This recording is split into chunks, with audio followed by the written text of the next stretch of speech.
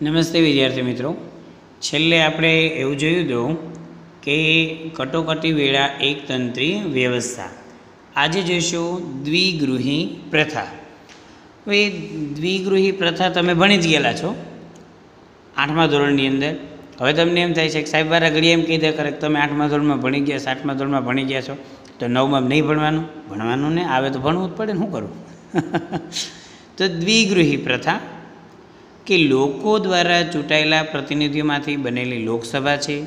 લોકશાહીમાં લોકસભા જ સારી સત્તા સ્થાપિત થયેલી છે. લોકશાહીની અંદર લોકસભા છે એ જ તે એક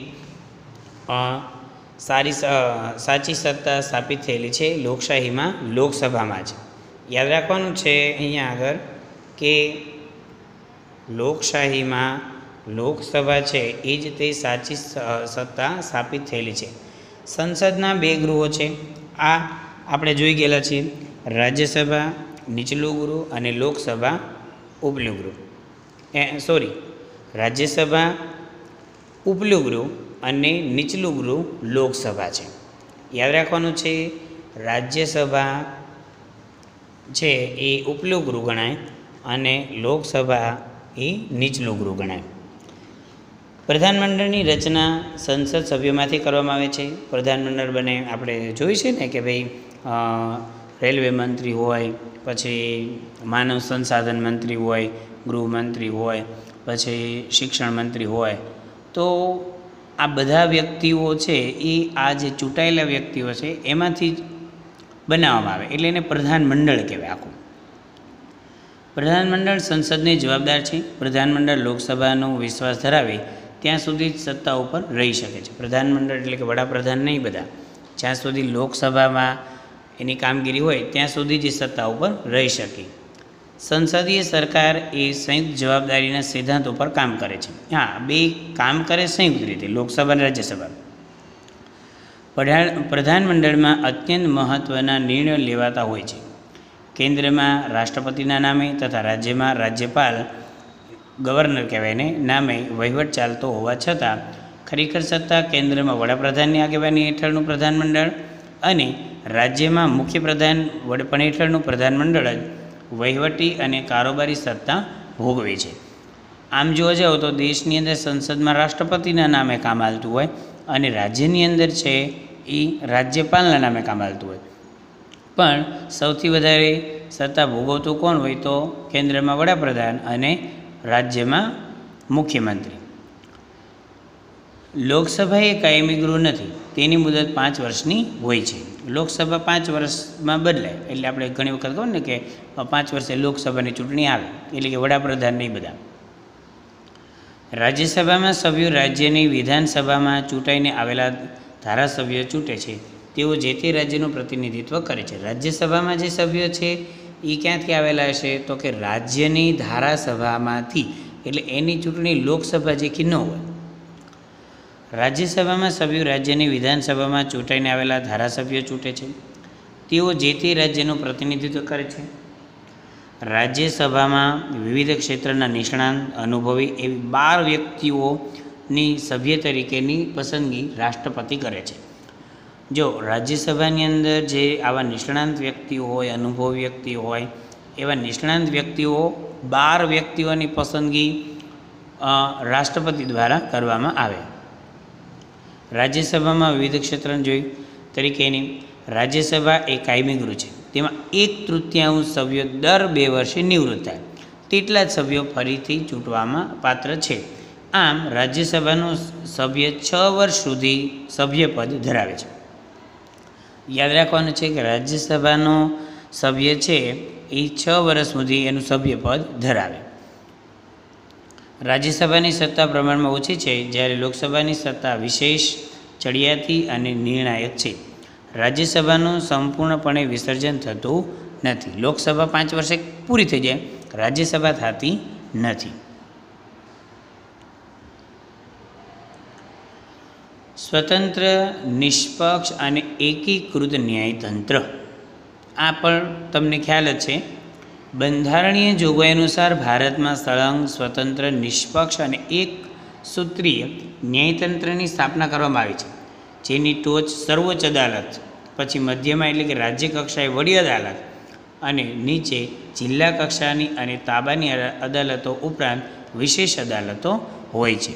યાદ રાખવાનું છે, સર્વોચ્ચ સ્થાન ઉપર છે સર્વોચ્ચ અદાલત, પછી રાજ્યની વડી અદાલત અને ત્યાર પછી જિલ્લા કક્ષાની અદાલતો. આવી રીતે એનું વિભાજન છે. સર્વોચ્ચ અદાલતના ચુકાદા ભારતમાં આવેલા તમામ અદાલતો માટે બંધનકર્તા છે. સર્વોચ્ચ અદાલત ઓર્ડર કરે એટલે પછી એનું બધાએ માનવું પડે. સંઘ સરકાર અને રાજ્ય સરકાર વચ્ચે બંધારણીય બાબતો કે કાયદાના અર્થઘટન અંગે વિવાદ થાય તો તેના ઉકેલની અંતિમ સત્તા સર્વોચ્ચ અદાલતની છે. ન્યાયતંત્ર કારોબારીથી સ્વતંત્ર છે. યાદ રાખવાનું છે, ન્યાયતંત્ર છે એ કારોબારીથી કેવું છે? સ્વતંત્ર. બંધારણના રક્ષક અને વાલી તરીકે ન્યાયતંત્ર નાગરિક અધિકારોનું રક્ષણ કરે છે. તો યાદ રાખવાનું છે કે ન્યાયતંત્ર છે એ કારોબારીથી અલગ છે. હવે બંધારણને આપણે એમ થાય છે બંધારણ તો બની ગયું, તો બંધારણની અંદર સુધારો કરવો હોય તો થઈ શકે, આપણે નથી કરવાનું. કોણ કરશે? હા, સંસદની અંદર. ભારતીય બંધારણ અન્ય દેશોના બંધારણ કરતાં પરિવર્તનશીલ છે. સમય અને સંજોગોને આધીન બંધારણમાં ફેરફાર કરવાની જરૂર પડતી હોય છે. બંધારણમાં ફેરફારની કલમોને 3 ભાગમાં વહેંચવામાં આવે છે. જો અમુક જોગવાઈમાં સંસદના હાજર અને મત આપતા સભ્યોની સાદી બહુમતીથી સુધારો કરી શકાય. અમુક નાનો અમથો સુધારો હોય તો એમાં સંસદમાં હાજર સભ્યો હોય એને અંદર મત લે અને સુધારો થઈ શકે. અમુક જોગવાઈઓમાં સંસદ બંને ગૃહની કુલ સભ્ય સંખ્યાની બહુમતી હાજર તેમજ મત આપતા સભ્યોની 2/3 સ્પષ્ટ બહુમતીથી ફેરફાર થઈ શકે. અમુક સુધારા એવા હોય કે એમાં ગૃહના બધા સભ્યોની બહુમતી, હાજર રહેલા સભ્યોના મત અથવા જે મત આપતા હોય એ બધાની અને સ્પષ્ટ બહુમતી થાય તો જ તે. પછી તો કે બંધારણના અમુક ભાગમાં સુધારો કરવા માટે સંસદના બંને ગૃહની કુલ સભ્ય સંખ્યાની બહુમતી તેમજ હાજર અને મત આપતા સભ્યોની 2/3 બહુમતી ઉપરાંત અડધા કરતાં વધુ ઘટક રાજ્યોની વિધાનસભા ગૃહોની મંજૂરી જરૂરી છે. ઘણી વખત એવું બને કે અમુક બહુ બંધારણીય મોટો સુધારો હોય તો એવા સુધારા માટે રાજ્યની વિધાનસભામાં પણ પૂછવામાં આવે. એમનામ ધારે એમ ફટાફટ સુધારા કરી ન નાખી શકાય. કેન્દ્રની રાજ્યોના આંતરસંબંધ કે ઉચ્ચ ન્યાયતંત્રના માળખામાં સુધારો કરવાનો હોય ત્યારે કુલ રાજ્યોના ઓછામાં ઓછા અડધા રાજ્યોની સંમતિ કરી શકાય. કેન્દ્રની રાજ્યના સંબંધો વચ્ચેનો કંઈ સુધારો હોય ત્યારે ન્યાયિક ચુકાદાના આધારે પણ સંસદ દ્વારા બંધારણમાં સુધારો કરવામાં આવે છે. બંધારણના મૂળભૂત માળખામાં ફેરફાર કરી શકાય નહીં. આ યાદ રાખવાનું છે કે બંધારણના મૂળભૂત માળખામાં કોઈ ફેરફાર થઈ શકે નહીં. બંધારણની ઘણી બાબતોમાં સંસદની સાદી બહુમતીથી સુધારો કરી શકાતો હોવાથી બંધારણ સુપરિવર્તનશીલ અને લચીલું ગણાય છે. એને લચીલું કહેવાય, એડજસ્ટેબલ. પરંતુ કેટલીક બાબતોમાં બંધારણમાં સાદી બહુમતીથી સુધારો થઈ શકતો નથી. રાજ્યના અનુમોદન વગર સુધારો શક્ય ન હોવાથી તેટલા અંશે તે દુષ્કર છે. આમ બંનેનું મિશ્રણ ભારતીય બંધારણનું આગવું લક્ષણ છે. ઘણી વખત અમુક પ્રકારના સાદા નાના અમથા સુધારા હોય તો એ થઈ ન શકે અને અમુક છે એ સુધારા થઈ શકે.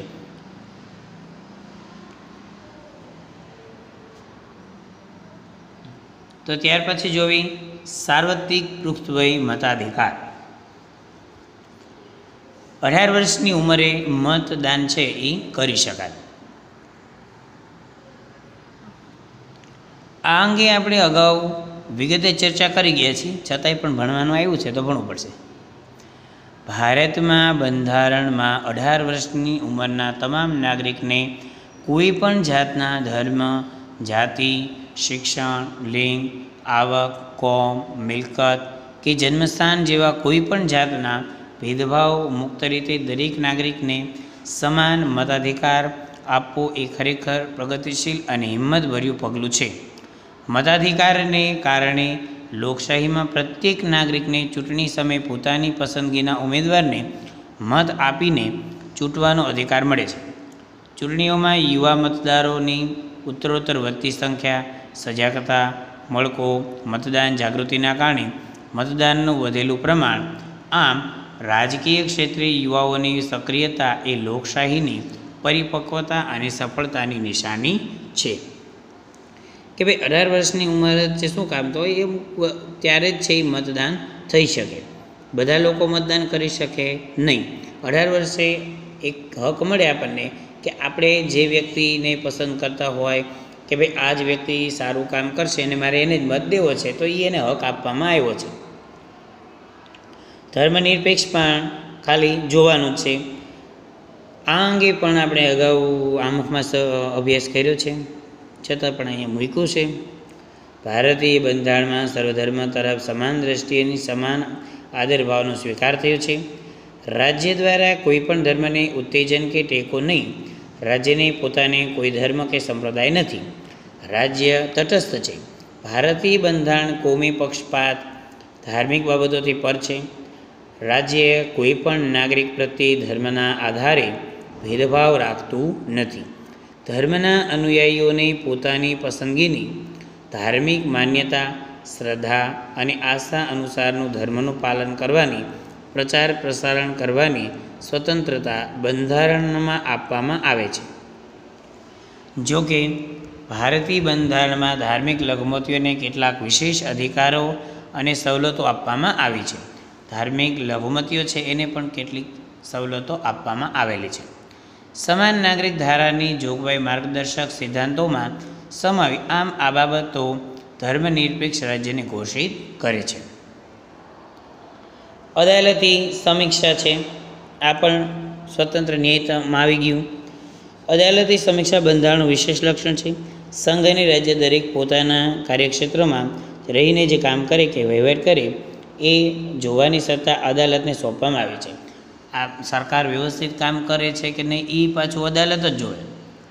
સંસદની સત્તાઓને અવગણ્યા વગર અદાલતી સમીક્ષા વિશેના સિદ્ધાંતો વચ્ચે એક સુમેળ સ્થાપવાનો પ્રયાસ બંધારણમાં કર્યો છે.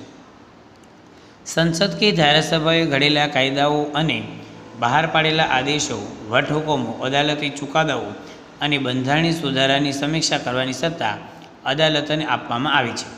અદાલતને જો એમ ખાતરી થાય કે ઘડવામાં આવેલા કાયદાઓ, સુધારાઓ કે બહાર પાડેલા હુકમો બંધારણની મૂળ જોગવાઈઓ સાથે સુસંગત નથી તો તેને અદાલત ગેરબંધારણી ઠેરવીને રદબાતલ જાહેર કરી શકે.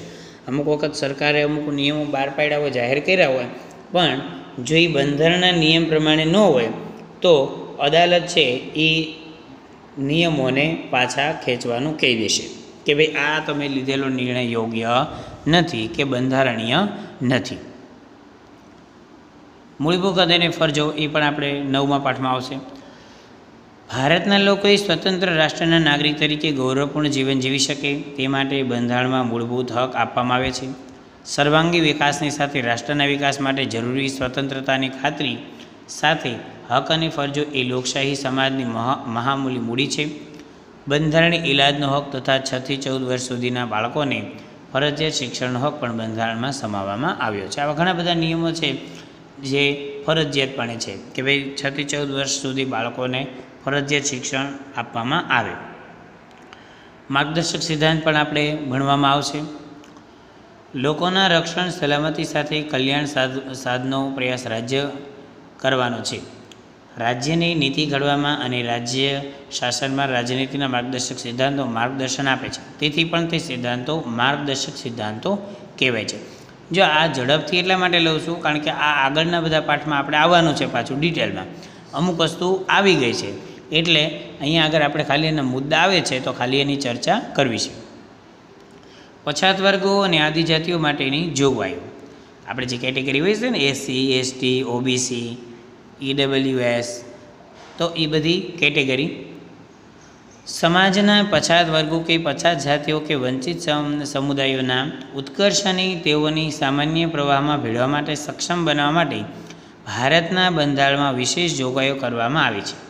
ધારાગૃહોમાં, સ્થાનિક સ્વરાજ્યની ચૂંટણીઓમાં રાજકીય પ્રતિનિધિત્વ પૂરું પાડે તે માટે અનામત બેઠકો ફાળવવામાં આવે છે.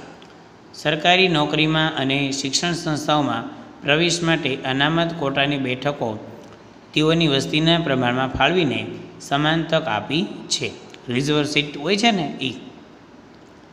પછાત જાતિના બાળકોને શિક્ષણ માટે શિષ્યવૃત્તિ સવલતો, ફી માફીની સગવડોનો લાભ, હકારાત્મક ભેદભાવ કે રક્ષાત્મક ભેદભાવની નીતિને ખાસ બંધારણ કરવામાં આવ્યું છે.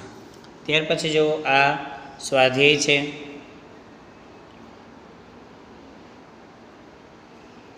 એમાંથી તમને લોકોને મેં નીચેના પારિભાષિક શબ્દ સમજાવું એ હોમવર્ક આપી દીધું હતું, બરાબર ને? એટલે એ તમારે થઈ ગયા છે.